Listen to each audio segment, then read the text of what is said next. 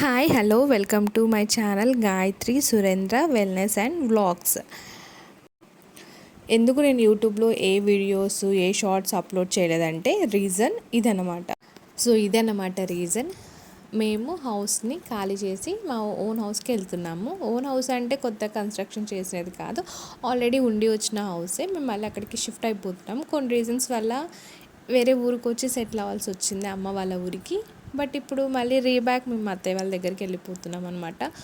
ఈ ప్యాకింగ్ ఇవన్నీ చేయడం వల్ల నేను ఏ వీడియోస్ని అప్లోడ్ చేయలేకపోతున్నాను. అందుకే నా హెల్త్ ఇష్యూస్ వల్ల కూడా నేను ఏ వీడియోస్ అప్లోడ్ చేయలేదన్నమాట. లంచ్ కూడా ఇంకా బయట నుంచి తెప్పించేసుకున్నాం అనమాట. వెజ్ బిర్యానీ తెప్పించేసేసుకొని మేము లంచ్ని అక్కడే కంప్లీట్ చేసేసాము. మళ్ళీ అక్కడ నుంచి లగేజ్ మొత్తం తీసుకొని రావడానికి టైం పడుతుంది కాబట్టి లంచ్ అక్కడ చేసేసాము.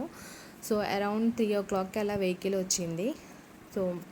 వెహికల్లో సామాన్లన్నీ ఎక్కించేసామన్నమాట. యాక్చువల్గా మేము మా ఓన్ హౌస్ నుంచి రెంటెడ్ హౌస్కి షిఫ్ట్ అయ్యేటప్పుడు ఒక చిన్ని ఆటోలో మాత్రమే సామాన్లు తీసుకొని వచ్చామన్నమాట. కొన్ని సామాన్లు ఉండిండే, బట్ ఇప్పుడు ఇంత పెద్ద ట్రక్లో వెళ్తుంది.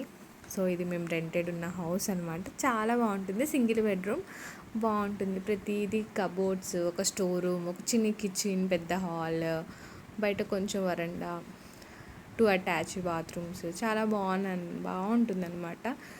చాలా ప్రీషియస్గా ఉంటుంది, బాగుంటుంది. కానీ ఓనర్ మాత్రం మేము అడ్వాన్స్ పే చేసినా కూడా పే చేయలేదు అని మళ్ళీ మాతో రెంట్ కట్టించుకున్నారు. ఇది చాలా టూ మచ్ అనమాట. ఆమె చేసింది మాత్రం అది బాగా హట్టింగ్ అనిపించింది నాకైతే. ఓనర్స్ ఇలా కూడా ఉంటారా అని అనిపించింది అనమాట. మనం జాయిన్ అయినప్పుడు మాత్రం చాలా మంచిగా మాట్లాడతారు. ఇల్లు కాల్ చేస్తామంటే మాత్రం ఏవేవో అలిగేషన్స్ పెడతారనమాట. ఇలా కూడా ఉంటారు మనుషులు అనేది నాకు అప్పుడే అర్థమయ్యింది. మా రెంటెడ్ హౌస్ నుంచి మేము మా ఓన్ హౌస్ వెళ్ళడానికి అరౌండ్ ఒక 1/2 hour పడుతుంది. బైక్ మీద వెళ్ళిపోయామన్నమాట. సామాన్లన్నీ ఎక్కిచ్చేసి మేము బైక్ మీద వెళ్ళిపోయాము.